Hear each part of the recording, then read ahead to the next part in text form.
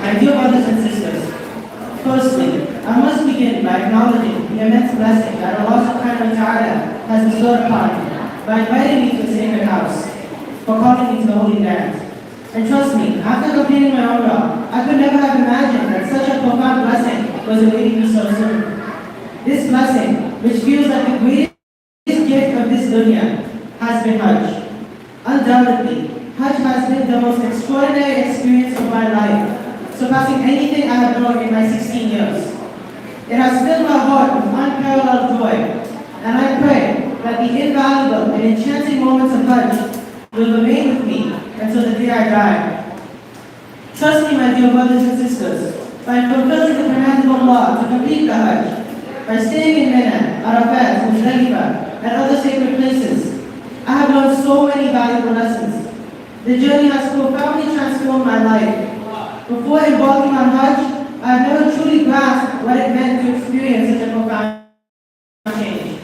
All the words I heard about the transformative power of Hajj now resonate deeply within me. Hajj has indeed in every aspect changed my life. No matter how much I exalt Allah's mercy, I cannot adequately convey the profound impact of Hajj, the transformation it brings to the mind, heart, and soul. Wallahi was to capture the true essence of the emotional experience during this pilgrimage, the spiritual journey through Mina, Muzdalifah, the tawafs around the Kaaba, and especially the moments in Arafat are beyond description. On this blessed day of Arafat, standing on the sacred ground of Arafat, one feels an overwhelming connection to the source of all blessings, love, and mercy. The days spent in Mina were unparalleled in their beauty, as we slept in tents and engaged in constant worship. This created a profound connection with the Most Merciful. Despite the scorching heat and the crowded space, Mina taught lessons of patience, sacrifice, and the meaning of community. Muzdalifah was even more enchanting. Sleeping under the vast, starlit sky, collecting pebbles to the Jamarat, praying and resting in our sleeping bags amidst the multitude of pilgrims, evoked an indescribable sense of peace. Moreover, the experience at the Jamarat was intensely powerful and electrifying, stoning the symbols of Shaitan and still the profound hatred for all evil. My family and I were blessed to spend 16 days on this sacred journey, but trust me, it felt like a lifetime. Among these days, one day remains engraved in my heart, the day of Arafat. Standing on the seemingly ordinary land, we learn about Hajj and the significance of Arafat through hadith. But trust me, its true emotional significance can only be understood when one stands on that blessed land, tears streaming down the face, indifferent to the world around. It doesn't matter if people are watching or if it's embarrassing to cry. All that matters is the outpouring of the heart in front of Allah. The peace that envelops the heart on that day is unimaginable, bringing a level of tranquility and ibadah that I've never experienced before. It is on this day that the depth of one's connection to Allah is truly realized. In Arafat, our group participated in an ijtimai dua, a collective supplication that has become a lifelong inspiration to me. The beauty of the words, the glorification of Allah, and the heartfelt supplications left an indelible mark on my soul. To conclude, many have asked what I learned from Hajj and what my key takeaways are. Alhamdulillah, I've got back many lessons. However, the foremost takeaway is the art of making dua, how to converse with the Most Merciful, how to call upon the Most Kind, and how to supplicate before the Most Generous. Jazakallah khairan for allowing me to share this beautiful experience with you all today. Wassalamu alaikum wa rahmatullahi wa barakatuh. We can allow to share the pictures a little later. I'm going to have Dr. Safam and share his experience of the Hajj as well.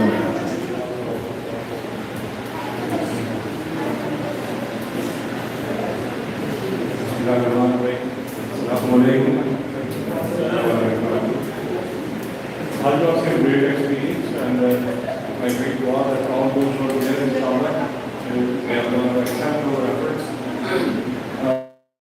I learned, and that was the account of real. We have to listen to the leader, the group leader. And those who did not listen to the group leader, they went astray and they suffered for that. And that was my message, that once we accept somebody as our group leader, we have to accept. You know, their command and we have to follow them and then our hardship, our efforts, we were more streamlined. And many of people in our group, actually I am living with Saudi Arabia, so I was from Qaddafi and Hujjaj. So we had a different experience as compared to those who traveled from abroad. So many of in my group, they already had the experience of being at Hajj on different occasions or the Umrah, and they thought that they are well experienced, but they lost their way because the ground transportation was a challenge. So that was the experience that we had. Rest everything was wonderful, and all of those who were there, they were very much excited. And sometimes due to the full excitement, there were also some unpleasant experiences where people they were trying to compete with each other. I think that was not the message for at that time, and everybody there try to live in their own way. We also learned when the people they are coming out of their comfort zone, how to behave individually and how to behave in community. So when we all when everybody was going to the Corona, but there was a lot of let's say the hardship in that too many people going in one direction, and there was a drama, and I tried not to go there, and I was on the side, and many people who were there struggling with each other. When they came back and they had to take the rest, and many of them they were sick. Some of the sisters who did not listen to their husbands, they were also sick. So the message is that listen to your family, stay with your family, stay with your group leader, and listen to their command and follow the instructions. And that's the sort of what I and those who haven't been there, they are not give them the courage and invite them for the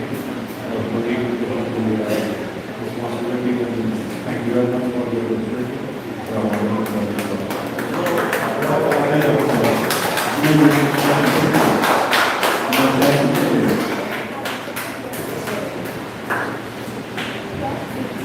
Assalamu alaikum wa rahmatullahi wa barakatuh. So I took some pictures during my trip in the Hajj, and I thought it would be a good experience for us to get to see how Hajj looks from our lens. So here we have Medina Munawwarah. This is towards the Masjid al-Nabawi. This is inside the courtyard of Masjid al-Nabawi. The domes, it's neat. And this is towards the Riyadh al-Rawda. The grave, the blessed grave of the Prophet, peace be upon him, back the Rawda al-Rawda. This is the Nabawi. This is around 19 Maghrib time. And this was Jummah, when we were heading to Jummah at the Holy Mosque. Then we came to Mecca, we first completed our Umrah, alhamdulillah.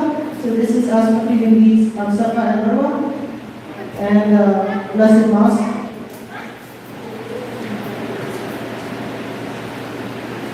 This was our hotel view, and you can see all the beautiful sights of the Masjid al-Haram.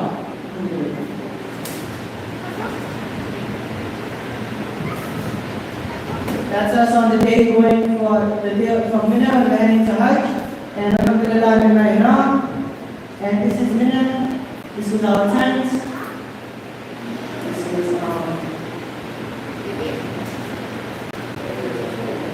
This was our experience in Mina. Then we headed to Arafat. The second day, this was our tent in Arafat, alhamdulillah. Outside, we can see everyone supplicating, making prayer to the most merciful, alhamdulillah. And then we head to Muzdalifah, where we spent the night. It was a beautiful experience, alhamdulillah. We headed to the Jamarat. The first day of the Jamarat was the only day I took pictures because I felt like I had to keep the essence of the Jamarat, and I took enough pictures anyways. As the first day we only go to the big Jamarat, so that's the Jamarat.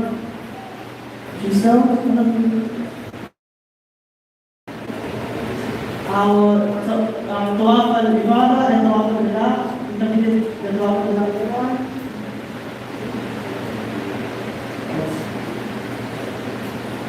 It's a beautiful view from the second floor, alhamdulillah, beautiful view.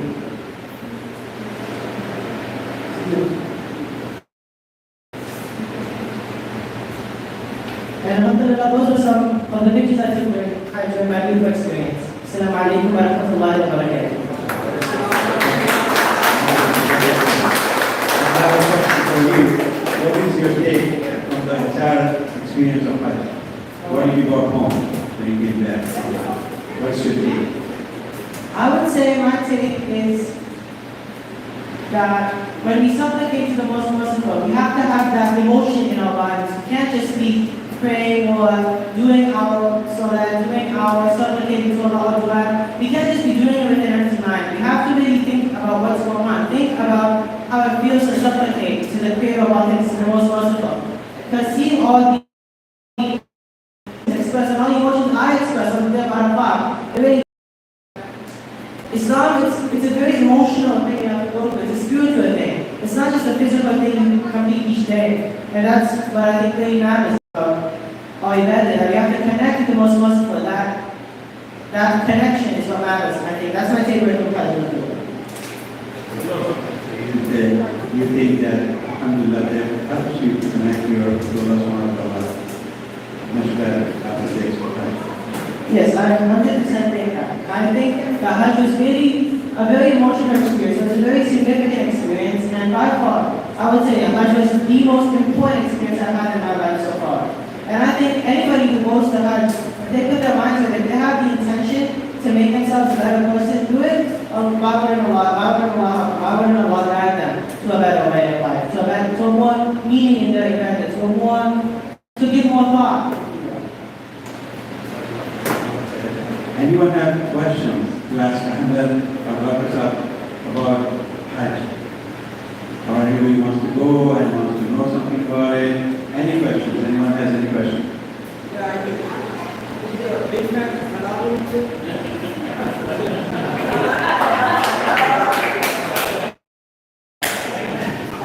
No, besides the joke, anyone has any questions? On the sister side, no one? Brothers, no one?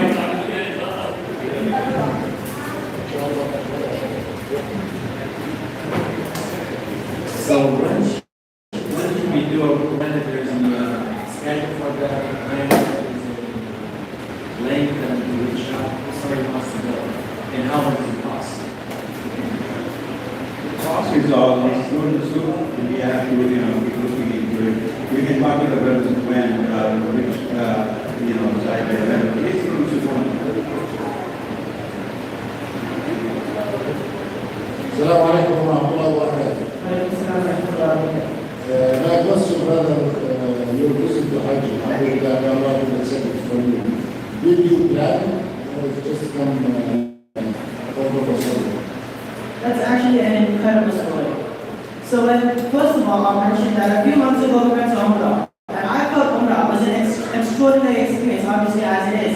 But I couldn't imagine something was better in store than that. I couldn't even imagine that something like Hajj would be coming so sooner in my life.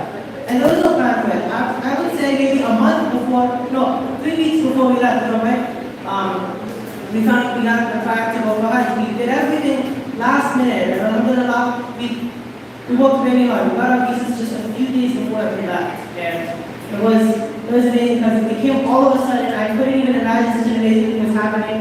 And then when I went to Hajj, I felt like now I found the best moment of my life.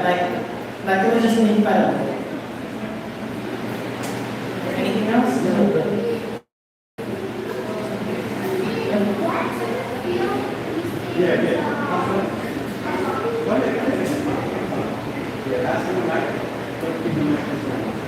What did you feel when you saw the Kaaba along? When I saw the Kaaba for my first time, when I saw the Kaaba for my first time, and for my second time, every time I've seen the Kaaba, whenever I saw the Kaaba, I felt like it was very more big than I expected. It was very awe-inspiring. It left you in your footsteps. You couldn't really think anymore. And I remember everyone was standing behind me in my group and they were making their tours, right? And I was just walking towards it and I couldn't grasp it. It was so divine in my eyes. what I'll say. It was extraordinary. And as we were walking around doing the walk, I felt, as the thought came to my mind that every day, I would say 2 billion people are on that walk, pray and look at this one thing, and I'm 6 feet away from it, or I'm a few feet away from it. Like, just think about that. That was really, that really touched my heart when I saw the Kaaba. Yes?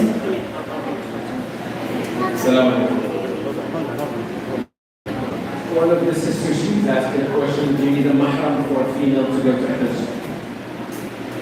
What do you guys think? Yeah. Very normal. You need a mahram to go to Hajj. Barakallahu.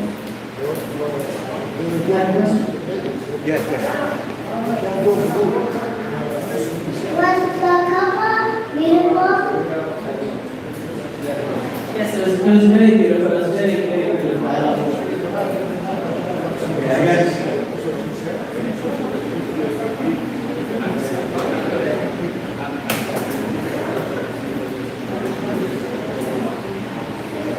Assalamualaikum everyone. I actually performed Hajj as well this year. And I wanted to share just a take home. So one thing would be is going to Hajj really reorients your entire mindset. It's such a transformation. It literally reorients your mindset to what's most important, which is the akhirah. I think so many times we're like really in this world, obviously we're so focused on, living life but the experience of Hajj really reminds you why you're here in this dunya. And the purpose of our existence is truly to, inshallah, achieve I would say if anyone is thinking about Hajj, make the intention, and you spend so much money on going on trips and vacations, but this is that one thing that is so transformative in our own life that everyone should try to, make it a goal and try to go on it. And then just a question about the mahram. I would 100% recommend. I know the government now allows women to travel separately without a mahram, but I would say from an Islamic perspective, go with a mahram, because 120% you will understand why Allah has made that commitment, because it is truly a very tough journey, especially for women, to go through such a physical difficulty of performing Hajj. That having either your father, your brother, or your husband, or whoever your member is there is very important. So 110%. If you're thinking about going to a member. And then the third, I would say go with a group and stick to the group because once again, as my father shared earlier, if you decide to go on your own, it's very easy to get lost. Even though you may have Google Maps, you may have everything on your phone, but it is so easy to get lost in such a crowd. I think there's 2 million people that were there this year, so it's so easy to get lost. So I would just say, stick to your group, stick to your shaykh group. Any questions you have, they're readily, available to help you perform Hajj in the best manner that you can. So definitely research. And go with, legit groups, like, established groups. And inshallah, it will be an amazing experience for everyone. And truly, like I said, the most transformative experience of a Muslim person's life, I think, is going to Hajj. So make the effort and, start putting in a plan for it. And inshallah, may Allah accept your intention to go and invite you to perform Hajj, inshallah. So that's it.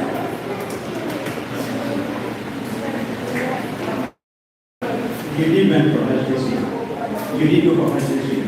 This year, inshallah, like I said, inshallah, for sharing your experience, we appreciate it. One thing is definitely, I'm going to say,